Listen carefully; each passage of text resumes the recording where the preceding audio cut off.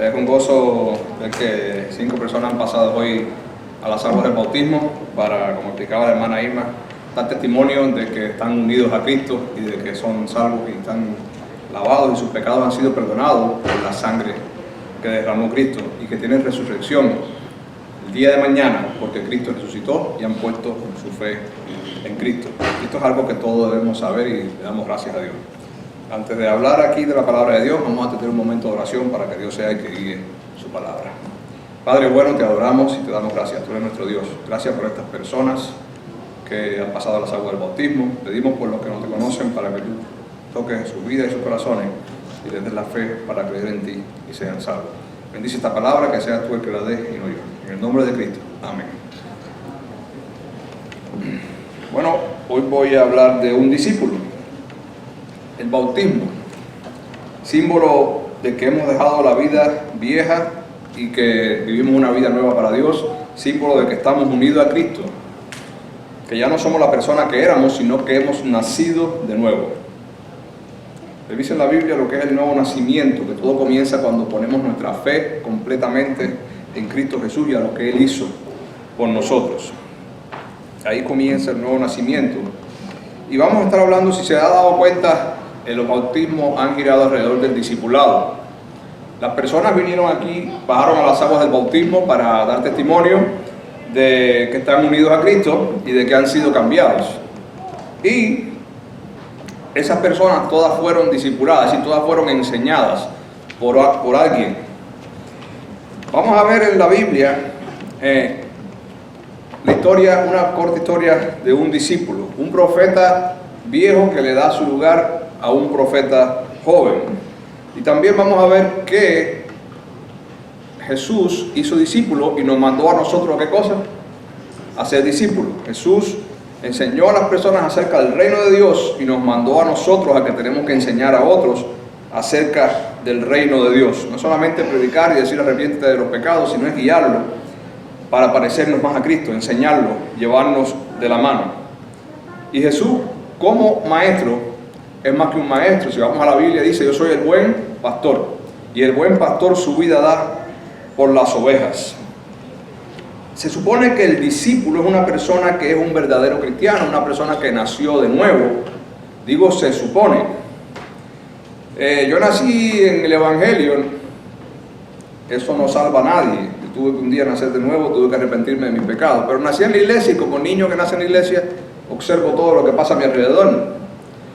Y una cosa me di cuenta: las personas se apartan de la iglesia, se van de la iglesia un día dejan de venir a la iglesia, se olvidan de Cristo, se olvidan de Dios. Es muy probable, a no ser que sea como el hijo pródigo, que fue uno que se fue para regresar, pero si no es así, es muy probable que es una persona que no sea cristiana, que no haya nacido de nuevo. He visto cristianos que se apartan del Evangelio porque un día llegan a la conclusión de que lo que se enseña en la Biblia no tiene sentido para ellos. He visto personas que se apartan del Evangelio y dejan de ser discípulos porque simplemente una necesidad que ellos tenían, una petición, Dios nunca se la contestó como ellos se la pidieron. Por lo tanto, no les es negocio estar en el Evangelio. He visto personas que se apartan del Evangelio por algo distinto, porque Dios le concedió lo que siempre le pidieron y ya una vez que Dios se lo dio no tienen tiempo para Dios, porque están ocupados encargándose y dedicándole tiempo a aquello que ellos le pidieron a Dios, que ya Dios se lo dio. Puede ser un empleo, un trabajo, una carrera, un hijo, lo que sea, un negocio, etc. Y hay personas que se van de la iglesia y nunca regresan después que se bautizan. Eso me ha llamado la atención. No lo estoy diciendo porque bajaron a las aguas del bautismo, pero me ha llamado la atención. Personas que veo que aprenden de Cristo, vienen, se bautizan y es la última vez que los veo en la iglesia. Y yo, ¿qué está pasando? En todas las personas, los ejemplos que le he dado, hay un factor en común. Como le dije, a no ser que sea como el hijo pródigo, que es el cristiano que se enfrió, que se apartó del Padre, pero que regresa porque nunca dejó de ser cristiano. A no ser que sea ese caso, estas personas no han nacido de nuevo, nunca han tenido una relación con Cristo. Han escuchado de Cristo, les gustó cómo era la iglesia, pero no han nacido de nuevo, no están unidos a Cristo. Y no podemos recibir el perdón de pecado si no hemos creído verdaderamente, si no hemos nacido de nuevo y si no estamos unidos a Cristo. Y es importante por eso que la persona que entra en la iglesia, no importa si es antes del bautismo o después del bautismo, sea discipulada, sea enseñada, para que aprenda en qué consiste la vida cristiana, para que no sea como el soldado o como el rey que va a la guerra sin saber si tenía suficientes soldados para ir a hacerle frente al enemigo, o como la persona que empieza a construir una casa sin saber si tenía suficiente dinero y materiales. ¿Qué pasa? Que si no tiene suficiente, cuando va a mitad de la construcción, se para, se queda así en ruina y después se burlan de él. Y la idea aquí es que cada uno de nosotros esté a cuenta con Dios y sepa que tenemos que nacer de nuevo, que tenemos que estar unidos a Cristo, y que la vida cristiana, aunque trae sacrificios y muchas veces dolor, dice la palabra de Dios, que los sacrificios, las pruebas, las aflicciones que tengamos en esta vida presente no tiene comparación con la bendición, la gloria y el placer que vamos a tener con Dios en el cielo. Usted dice, sí, los cristianos sufren, los cristianos son perseguidos, los cristianos son criticados, los cristianos murieron en la arena del circo romano, fueron torturados. Pero todos esos cristianos, incluyéndonos a nosotros si hemos nacido de nuevo, vamos a estar en el cielo eternamente con Dios con un gozo eterno. Y todos los que no creyeron en Cristo van a estar en el infierno. Y a la gente no le gusta hablar de infierno porque la gente quiere oír cosas bonitas. Pero cuando usted va al doctor, el doctor te dice tienes cáncer. El doctor no está pensando si tú te vas a poner bravo. Tú no vas a demandar a un doctor porque te dijo que tenía cáncer. Le vas a dar las gracias. Gracias por decírmelo, porque ahora yo sé que tengo que tomar acción con respecto a eso. Ah, pero cristiano le dice a uno, oye, te vas para el infierno si no tienes a Cristo, y se pone bravo. Oye, pero si te estoy salvando la vida, ¿cómo te vas a poner bravo conmigo? ¿Tú te pones bravo con el doctor cuando te dice que estás enfermo? No, yo no. Entonces, esto es más importante que la salud. Esto es la eternidad del hombre. Esta vida, por muy saludable que la pases, te vas, se acaba. Y antes de morir, tenemos que saber, estar seguros, si pertenecemos a Cristo. Y tenemos al discípulo, es el que aprende de otra persona, y tenemos al maestro, es el que discipula, el que enseña. Y tanto ambos tienen una responsabilidad. El que enseña es responsable de cuidar al que está enseñando, en todos los sentidos, en palabra, en ejemplo, en cuidado físico, en todo. Y el que aprende es responsable de seguir al que enseña. Una vez yo, cuando estaba estudiando en la escuela de medicina en Cuba, fui a casa de un señor, un profesor de la Universidad de Medicina, y dijo, bueno, él dijo, está bien, ven a mi casa, yo te voy a ayudar con las dudas que tenga para el examen. Y cuando yo llegué a su casa me dijo, a ver, dime las dudas. Dije, no, yo no tengo dudas. ¿Cómo que tú no tienes dudas? No, yo no sé nada, yo vengo aquí para que usted me enseñe. El hombre se puso molesto, porque supuestamente mi responsabilidad era estudiar y llevarle las dudas, no ir allí para que me lo dijera todo. Se puso molesto y me botó de su casa. No, te vas de aquí, estudia y cuando tengas dudas viene. Por supuesto, yo no cumplí con mi parte. Él, como maestro, separó su tiempo, se sentó conmigo, me recibió en su casa, pero yo, como discípulo, no hice mi parte. No estudié, no tenía dudas, no sabía ni qué preguntarle. Me botó de su casa y bien botado estuve. Aprendí una lección. Bueno, en este caso, si no somos discípulos de Dios, nadie nos va a botar de ningún lado. Simplemente no nos van a dejar entrar al cielo. No importa cuán buena gente hayamos sido en esta tierra. Si no somos hijos de Dios, el hombre nace y la mujer nacemos siendo pecadores. Y los únicos que nos declara justos es recibir por fe lo que Cristo hizo por nosotros. Y bueno, allá en el segundo libro de los Reyes en la Biblia, tenemos al profeta Elías, y tenemos otro personaje, que era un señor ya mayor, y tenemos un personaje joven, se llama Eliseo. Y Elías recluta a Eliseo como aprendiz de profeta. Y Eliseo lo sigue. Pero vamos a ver ahora el final de Elías y el principio de Eliseo. ¿Por qué el final de Elías y el principio de Eliseo? Porque Elías y Eliseo anduvieron juntos. Elías enseñando, Eliseo aprendiendo. Anduvieron juntos, nunca se separaron, y se iba a llegar el momento en que Dios los iba a separar. Cuando usted estudia aire acondicionado, o estudia medicina, o estudia lo que estudie, usted siempre lo hace al lado de ¿quién? De alguien. está en entrenamiento, hasta un momento que lo dejan solo, porque ya usted lo puede hacer bien, y viene y le ponen una persona para que usted la entrene. Así es la vida cristiana, con la diferencia que nunca nos desenganchamos, nunca nos separamos de Cristo, que es el Maestro Supremo, ¿no?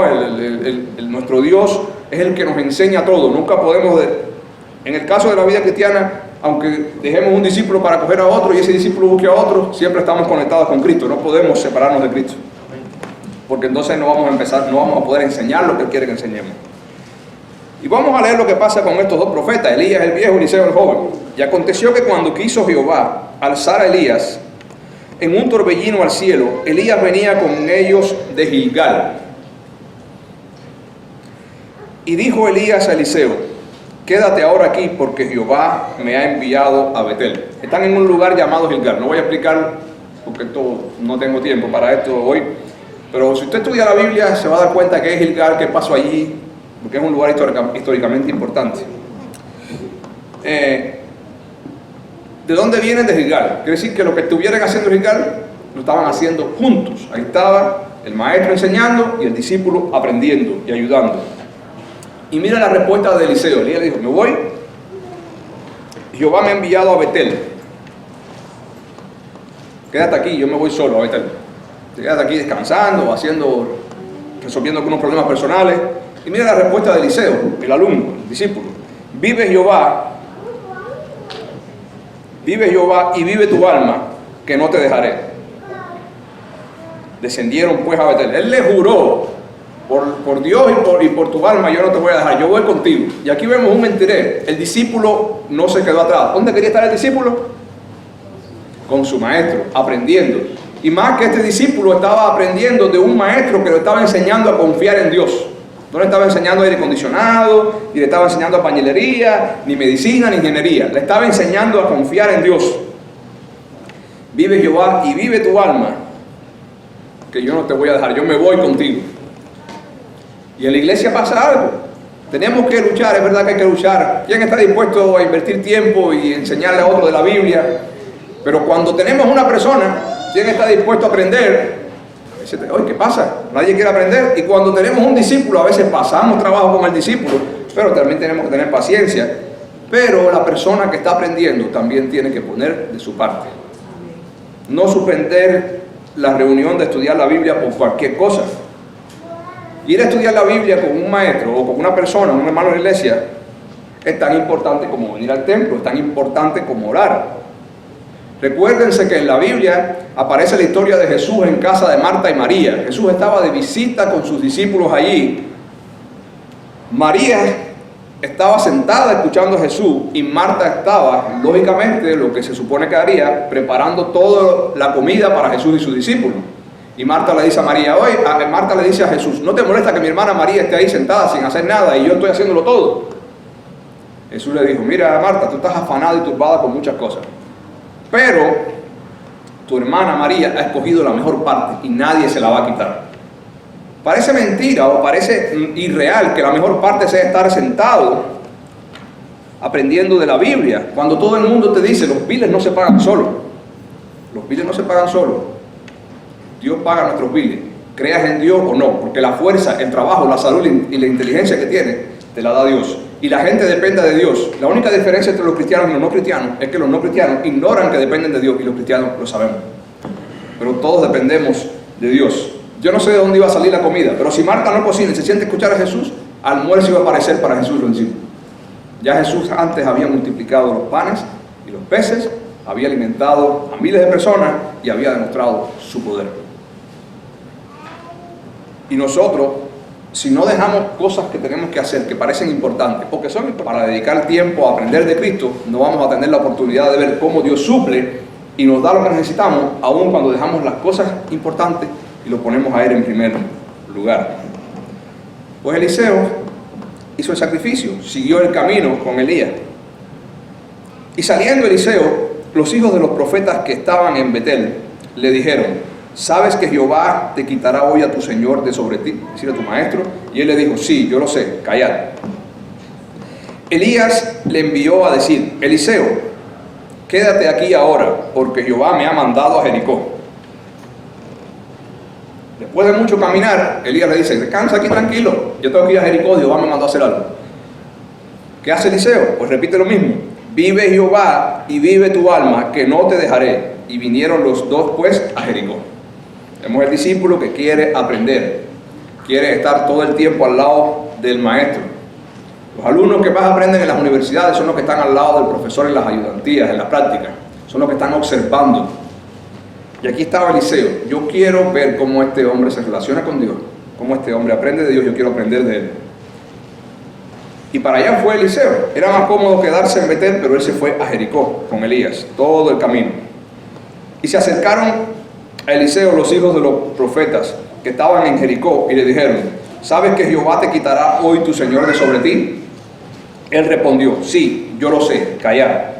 Y Elías le dijo, te ruego que te quedes aquí porque Jehová me ha enviado al Jordán. Y le dijo, vive Jehová y vive tu alma, que no te dejaré.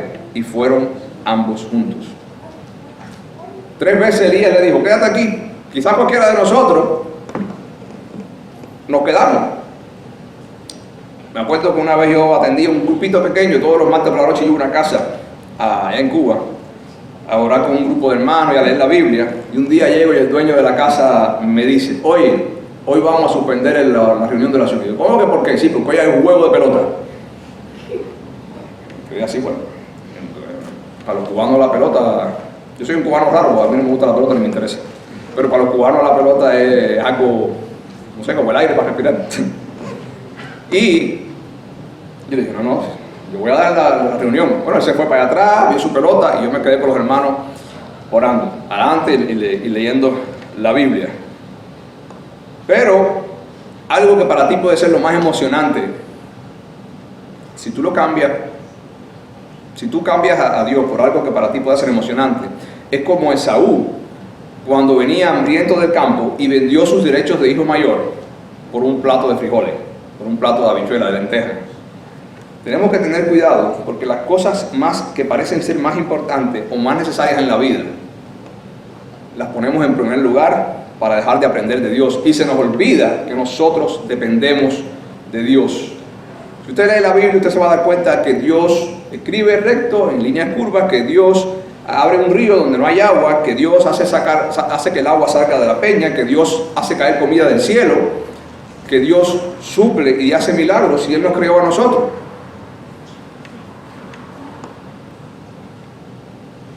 Deberíamos pedirle a Dios la fe suficiente para ponerlo a Él siempre en primer lugar. Y aquí vemos que Eliseo sigue con su maestro, no se queda descansando. Jehová me ha enviado al Jordán, y dice, quédate aquí, dice, vive Jehová y vive tu alma, que no te dejaré. Y fueron ambos. La Biblia no dice lo que pasó en Gilgal, no dice lo que pasó en Betel, no dice lo que sucedió en Jericó, pero ahora la Biblia va a decir lo que sucedió en las orillas del río Jordán. Por eso si Eliseo no hubiese ido a este lugar, hubiese perdido la bendición de su vida. Cada minuto que nosotros perdemos de enseñar o de aprender de alguien de la Biblia, de estudiar la Biblia, de asistir a la iglesia, no tenemos idea de lo que nos estamos perdiendo. Midieron 50 varones de los hijos de los profetas y se pararon a lo lejos. Y ellos dos se pararon junto al Jordán. Están Eliseo y Elías frente al río Jordán. Tomando entonces Elías su manto, en aquella época usaba un manto siempre la gente para el frío, lo dobló y golpeó las aguas, las cuales se apartaron a un lado y al otro lado. Como mismo pasó en el Mar Rojo, que con la vara de Moisés se separaron las aguas y se abrió un camino seco. Pasó aquí cuando Elías con su manto golpeó el río. Se separó y se hizo un camino seco en el río. Y pasaron ambos por lo seco. Cuando habían pasado, Elías dijo a Eliseo, pide lo que quieras que haga por ti. Elías no le había hecho esta pregunta a Eliseo hasta el último momento. Si Eliseo se hubiese quedado, nunca hubiese podido responder esa pregunta, porque nunca se lo hubiesen hecho. Antes que yo sea quitado de ti, pide lo que quieras que haga por ti antes de que yo sea quitado de ti. Eliseo dijo, te ruego que una doble porción de tu espíritu sea sobre mí. Una doble porción de tu espíritu. Aquí, por lógica, ¿Quién hacía los milagros? Elías. Sabemos que Elías todo lo que hacía lo hacía en el nombre de Dios y por mandato de Dios. Elías no hacía nada por su cuenta. Elías lo hacía todo con el poder de Dios. Simplemente Eliseo quería el poder que Dios te ha dado, la manera en que Dios te usa. Yo quiero ser así mismo. Cuando usted tiene una persona que conoce la Biblia y lo está enseñando, eso es lo que usted debe desear. Esa persona se esfuerza por imitar a Cristo. Y usted tiene que decir, yo quiero ser como tú, porque tú quieres ser como Cristo. Pablo en una de sus cartas lo dijo, ser imitadores de mí como yo imito a Cristo. Sí, quería imitar, quería hacer las mismas cosas, las mismas acciones, quería estar relacionado con Dios. Elías hacía eso porque Elías tenía una unión muy buena con Dios, una relación muy profunda con Dios.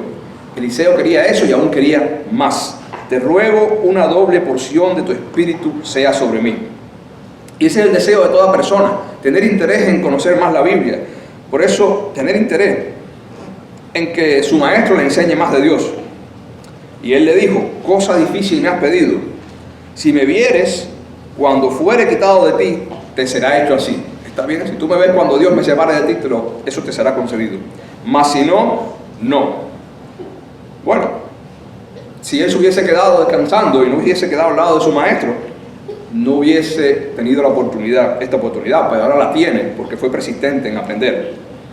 Y aconteció que yendo ellos y hablando, he aquí un carro de fuego con caballos de fuego apartó a los dos, y Elías subió al cielo en un torbellino. Viéndolo Eliseo clamaba, Padre mío, carro de Israel y su gente de a caballo, y nunca más le vio.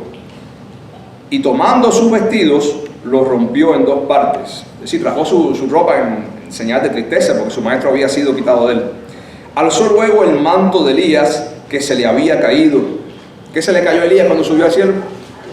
Su manto.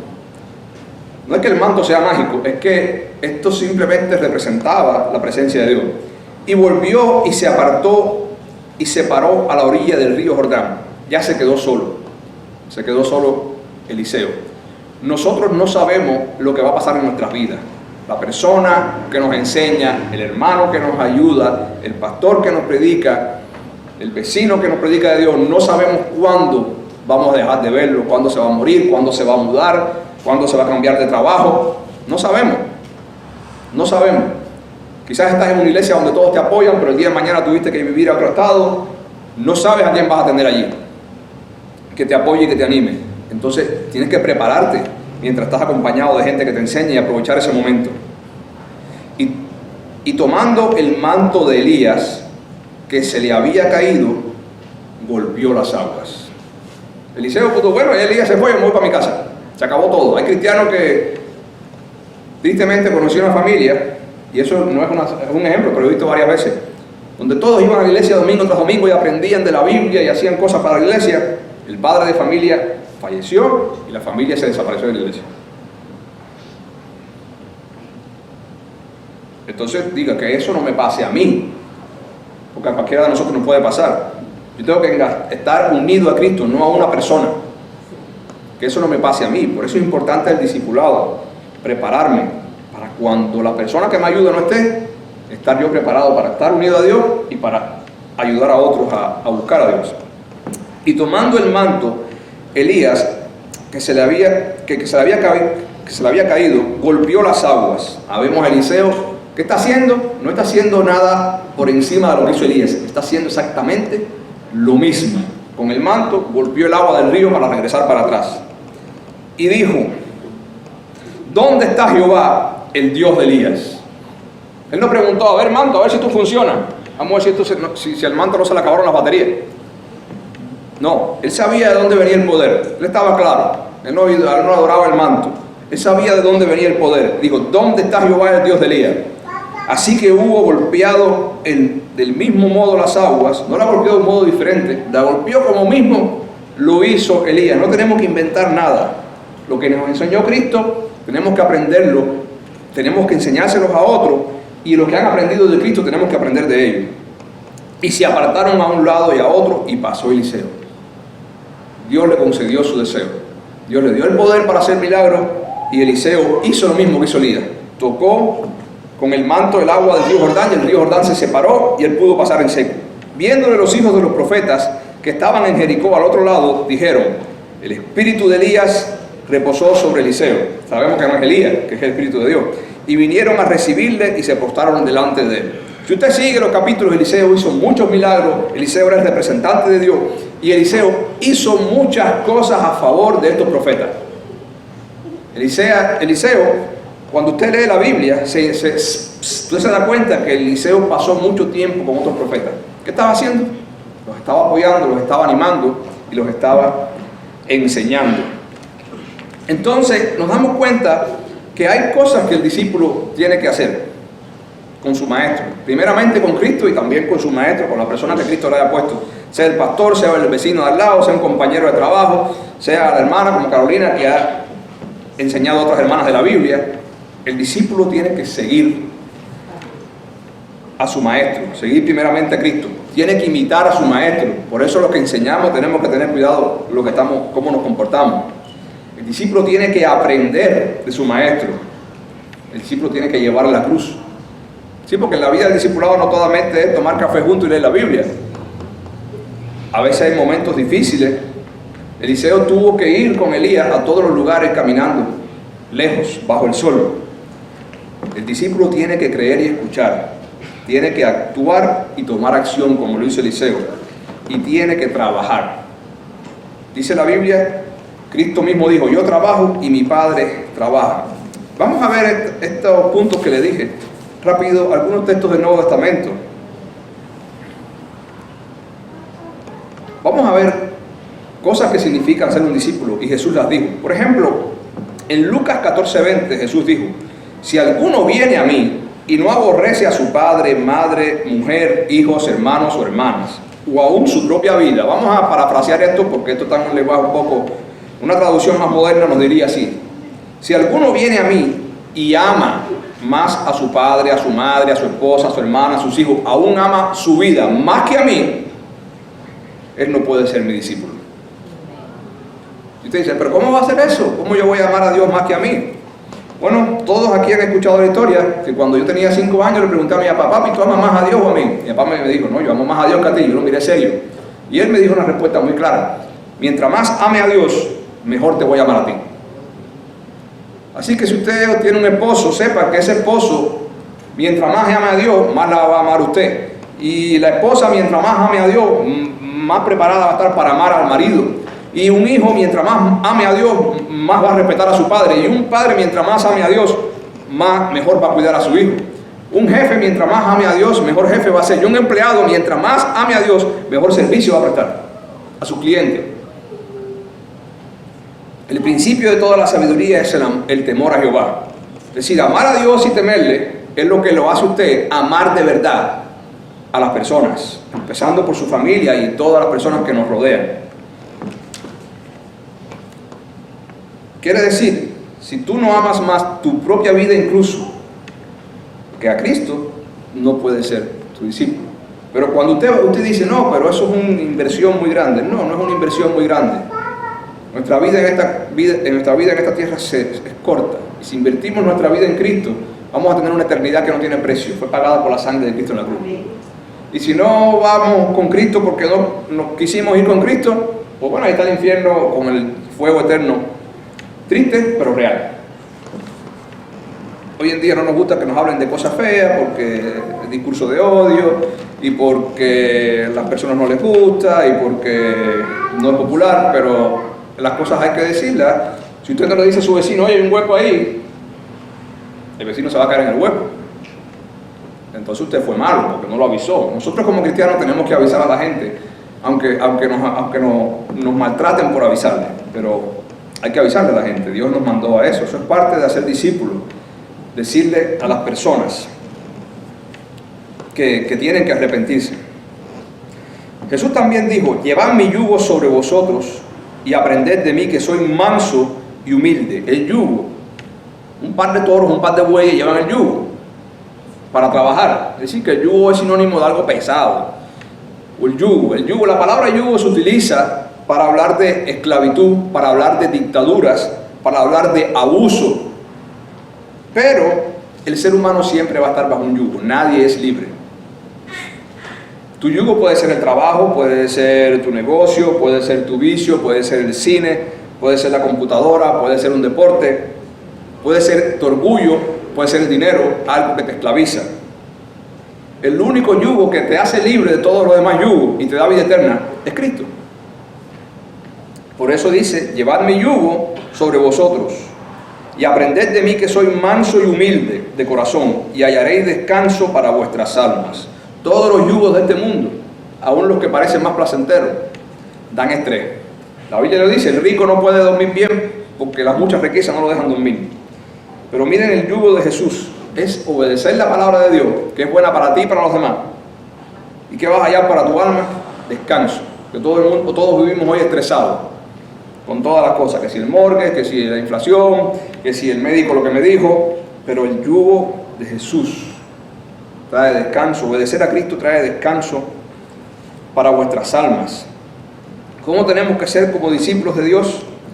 Sed pues vosotros perfectos, dice la palabra en Mateo 5:48, como vuestro Padre que está en los cielos es perfecto. Y tú dices, no, pero es que yo no puedo ser perfecto. Bueno, aprendiendo. En primer lugar, cuando aceptas a Cristo y naces de nuevo, aunque no seas perfecto, la perfección de Cristo se anota en un expediente al nombre tuyo, porque ya tus pecados Cristo cargó con ellos. En segundo lugar, cuando te fijas y aprendes en Cristo, cada día vas caminando hacia la perfección, obra que Dios va a terminar cuando estés en el cielo. Y vamos a tener recompensas en el cielo. Dice, Jesús le dice a sus discípulos un día, no regocijéis de que los espíritus se os sujetan, porque los discípulos de Jesús fueron y hicieron milagros. Hicieron milagros, echaron fuera demonios, sanaron enfermos. Dice, no se pongan tan contentos por eso, sino regocijados de que los nombres de ustedes están escritos en el cielo. Por eso tenemos que estar contentos. Y también Jesús nos dijo, no se turbe vuestro corazón, creéis en Dios, creed también en mí, porque Jesús es Dios. En la casa de mi Padre muchas moradas hay. Y si no fuera, yo no se lo hubiera dicho. Voy pues a preparar un lugar a vosotros. Y si me fuere, os prepararé lugar y vendré otra vez a tomar, y los tomaré conmigo, para que donde yo estoy, ustedes también estén. Quiere decir que en el cielo también tenemos vivienda, no hay que pagar mortgage ni hay que pagar renta. Ya eso lo pagó Cristo con su sangre para las personas que han creído en Cristo. Y nosotros tenemos que esforzarnos. El discípulo tiene que aprender a escuchar la palabra de Dios. A veces la palabra de Dios nos va a decir cosas difíciles de aceptar. Como esto mismo de amarte más a ti, amar más a Dios que a tu hijo, que a tu hija, que a tu propia vida. En Juan 10:27, miren lo que dice hablando de los discípulos de Jesús. Mis ovejas oyen mi voz. Dios el pastor, nosotros las ovejas. Y yo las conozco y ellas me siguen.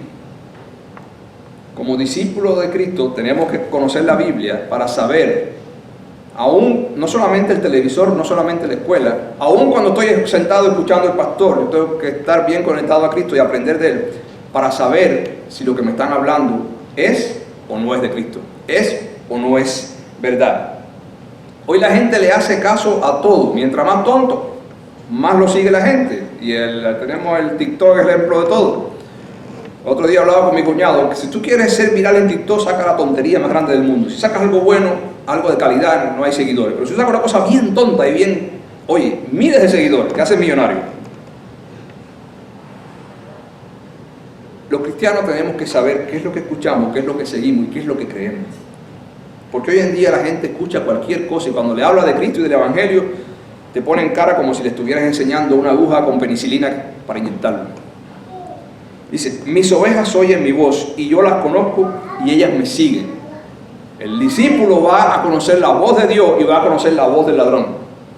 Y va a saber identificar. Va a decir, aquí me están engañando, la palabra de Dios no está de acuerdo con eso, eso es malo, es diabólico, aún aunque parezca nice, bueno, aunque parezca humano. Tenemos que tener cuidado. Y el discípulo tiene que trabajar también. Y les dijo, venid en pos de mí y os haré pescadores de hombres. Dios nos da una tarea. No es vengan a ser discípulos para que sea más de la Biblia y sea una gente inteligente que pueda conversar con cualquiera de la Biblia. No. Yo los haré pescadores de hombres.